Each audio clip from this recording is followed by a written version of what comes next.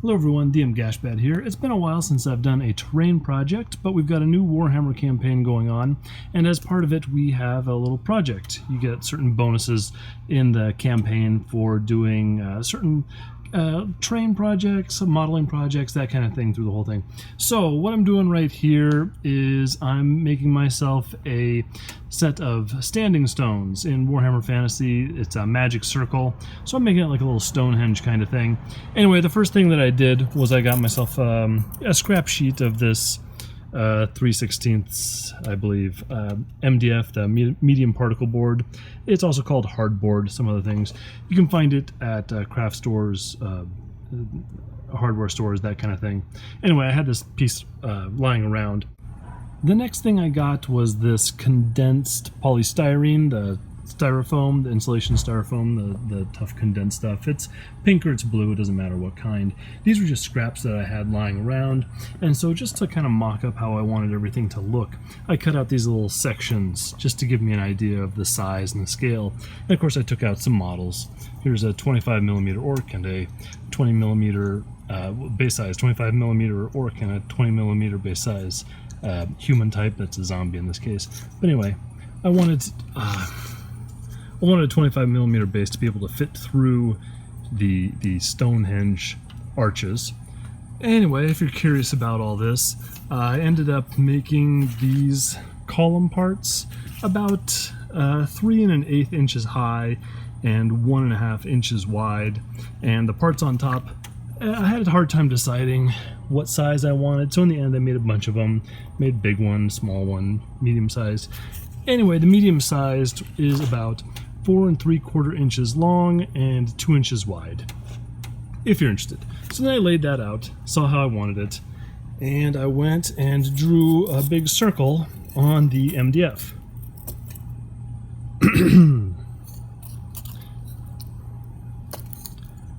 So you can't really see it because I did it in pencil, but I drew a big circle and then found a dinner plate that was about that size, and I traced a nice even circle around there. That ended up being about 10.5 inches wide. And then I found the center point and I drew another circle in there because it's going to be hollow, and that is about 3 inches wide. So the idea on this whole piece is it's going to be a ring in 3 sections. Now the nice thing about these standing stones, the magic circle in Warhammer Fantasy, is that it's impassable terrain. I don't really need any units or anything to move through it. But I do like using these terrain pieces for other things like Mordheim and stuff like that. So I did want it to be, I did want to be able to change it around, have models move through it, that kind of thing. So the idea is it's going to make a circle, right? But I'm going to cut it into 3 chunks. So I drew a line there, a line there, a line there. And so I'm going to basically have a ring, and it's going to be in 3 sections. So I want to use it as the standing stones. I just put the 3 sections together. When I want to arrange it in different ways, then I can scatter it around however I want these little stone arches to go. And of course I'm going to keep this little center bit in case I want to make, I don't know, a cairn or an altar or something like that. So next step, I'm going to get out the jigsaw. I'm going to cut out all that MDF. I'm going to get out my Dremel. I'm going to just bevel down the edges a little bit, make it nice and smooth, and then it'll be working on the styrofoam some more. And we're back. If it wasn't clear from last time what I was talking about as far as how I was cutting out the MDF, hopefully this will give you a better idea. So I traced a big circle, traced a little circle in the middle, and then made these 3 lines, and I made these 3 sections. Now if you'll remember from last time, and it'll be easy for you guys to remember because it was just a second ago for you, but it's been like a day for me. I made, I traced a big circle shape with a plate so it was all nice and even. But then when I went to actually cut it out, I decided that it looked a little bit too perfect. It looked like a big CD. So I went and I cut out a couple of notches out the side, just made the shape a little bit more irregular. And I think I like that a little bit better. So again, the idea is you can either use it as one big terrain piece, or if you want, you can kind of move it around and make separate sections for different games. And of course I kept that little circle in the middle just in case one day I want to make some kind of objective or other, decorative piece for the center. You will also notice that I've taken these condensed polystyrene, these styrofoam blocks, and I've scored them up a bit. I've just tried to make them a little bit more rock-like. So when I first went to do these, first tool that I used was the foam cutter, the hot wire.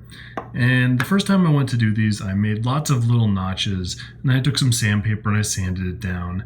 And I just tried to make little texture bits, kind of how I thought rock should look. And I ended up not really liking the look of it. I felt like it kind of looked like a big potato. So I went back and I just made larger notches. I made it a lot less subtle. I took big chunks out of the side. I still think it looks a little potato-like. We'll see how it all paints up, but I do like it a little bit better. So if you're following along at home, don't be too careful with the foam cutter. Take big notches out. Make it a little, leave some of the harder edges. Don't try to round everything down like I did in the first place. Anyway, I think that's probably going to work out a little bit better.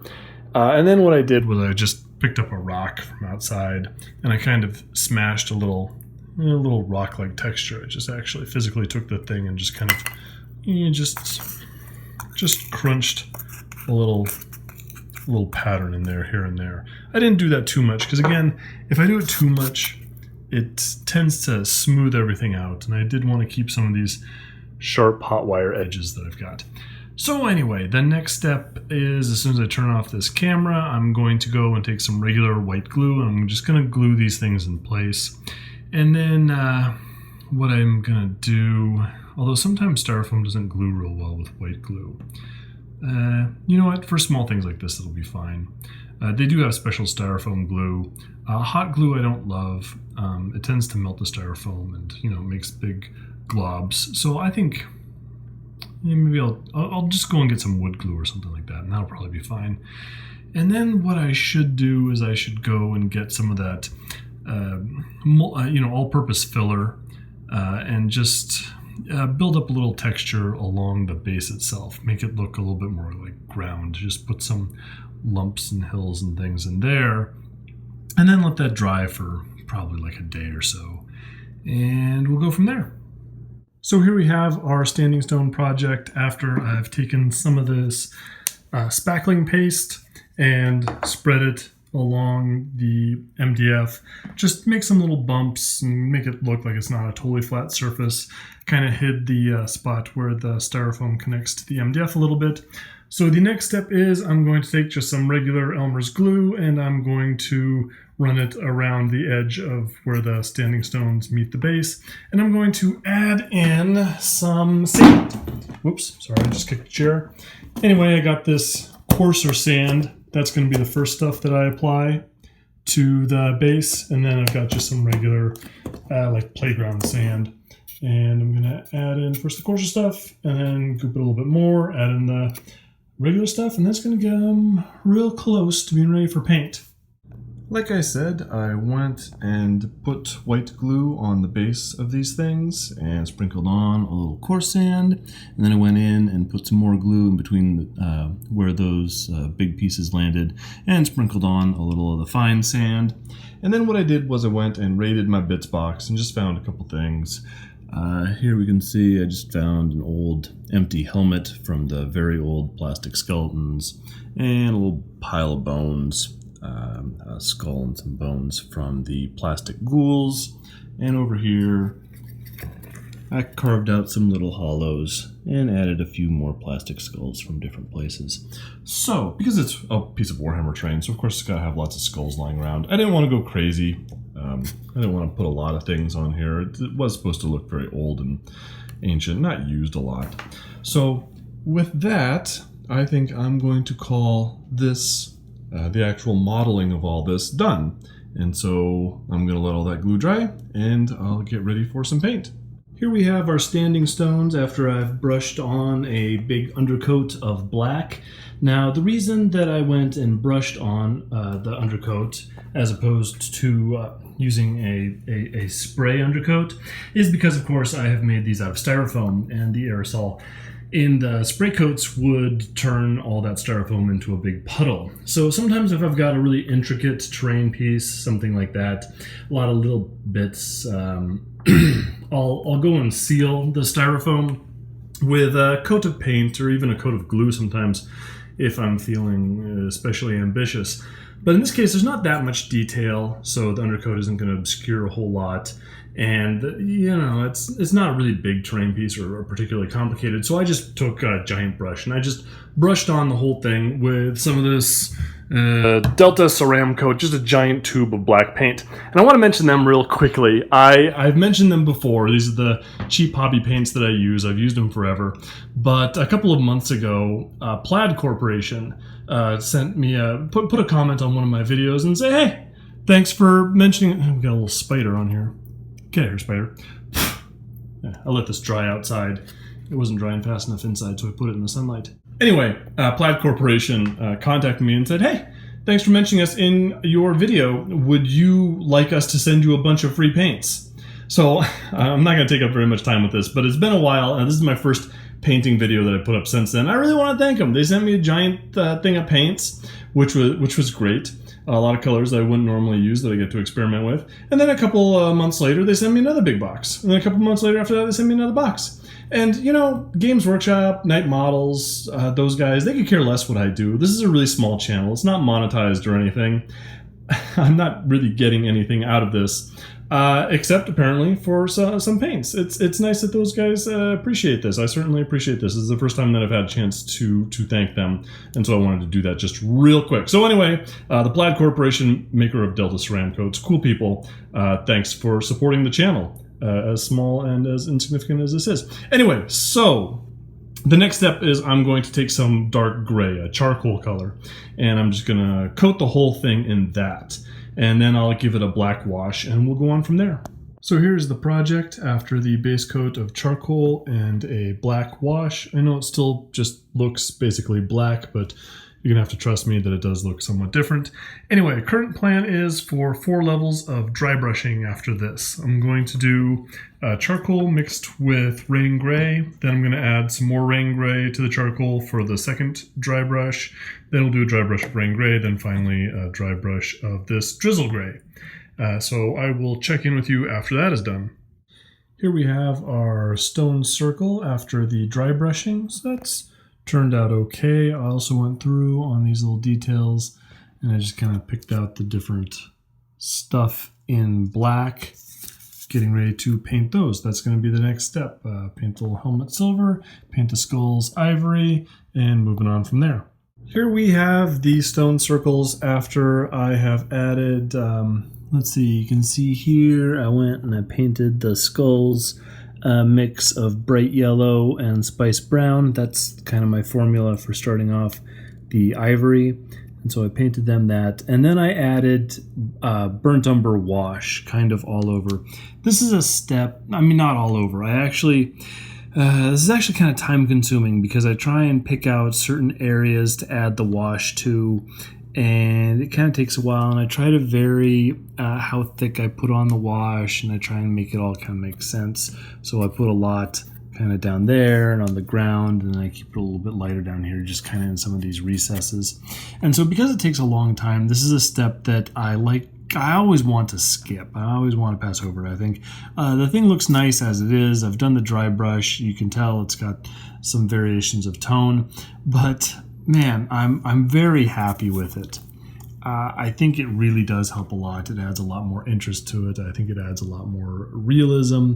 So, you know, I'm going to have to remember that I made this video next time I do a terrain project like this. And I think maybe I can skip these detail washes because, yeah, it looks a lot better, I think. So let's see. So yes, there's my other little pile of bones. The next thing that I'm going to do is I am going to go in. I'm going to start adding ivory to the spice brown yellow mix and just highlight those guys up. And we have the helmet over here.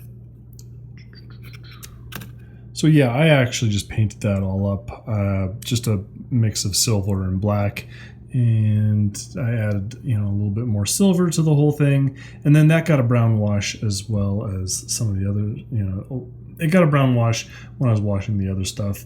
I'm going to add a little stippling of what do I use? Red iron oxide and pumpkin, so a sort of an off red and an orange to give it a little bit of a rusty effect.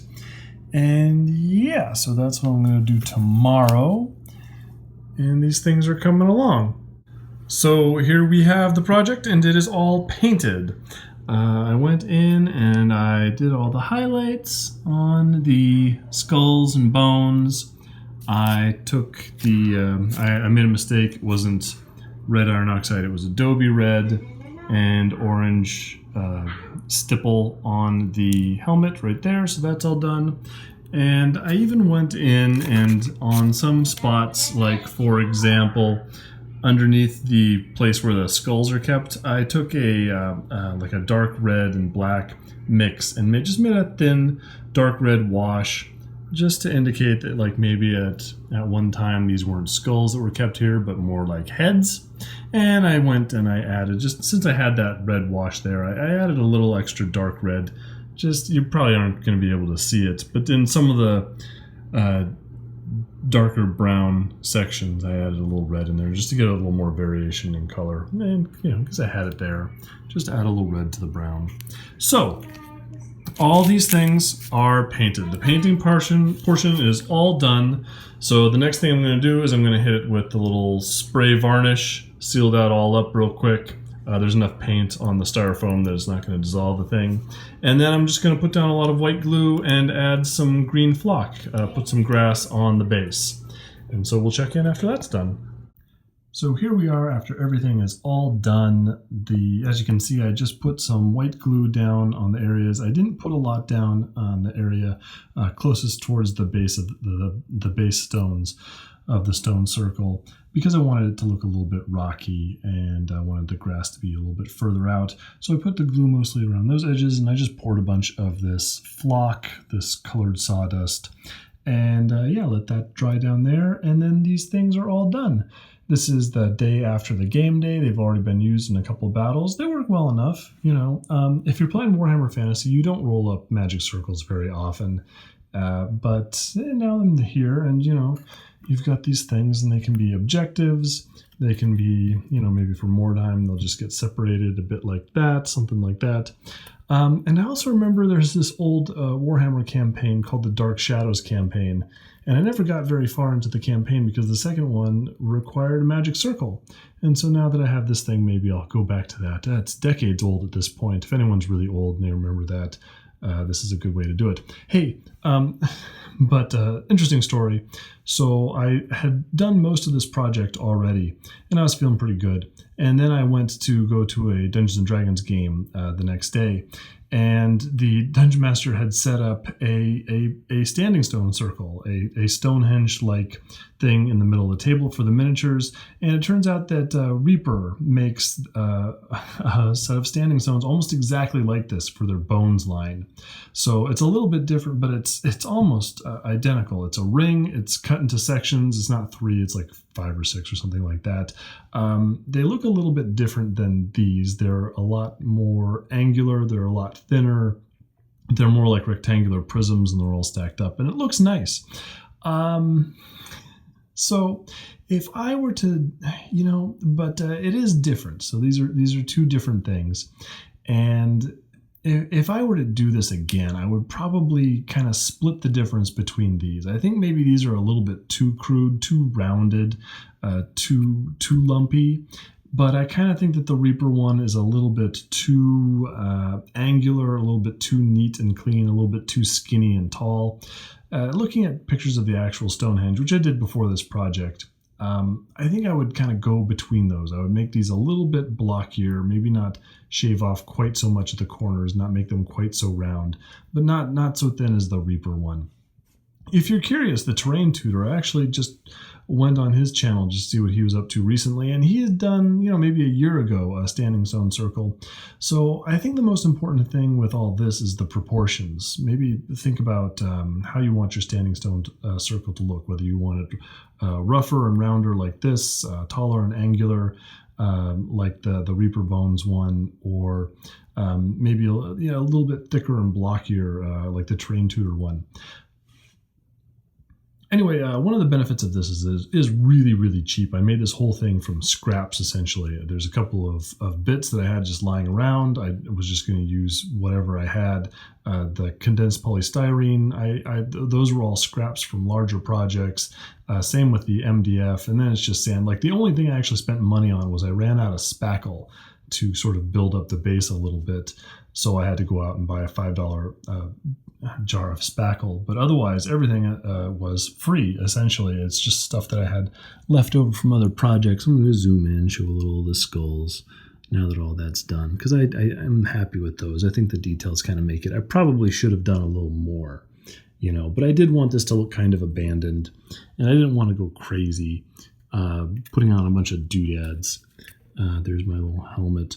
Anyway, so yeah, if you had to go out and actually buy all this stuff, it might end up being a bit of money. If you had to buy a big sheet of condensed polystyrene, a sheet of the MDF, and the spackle paints, sand, well, it still would be pretty cheap. So it's a cheap project. It didn't take long to do. So, if you feel like doing something like this, absolutely. It's not terribly hard. I hope that came through on this. Nothing terribly complicated that I did. So thanks for watching. If you have any questions, go ahead and leave the comments down below, and hopefully I'll see you on the next one.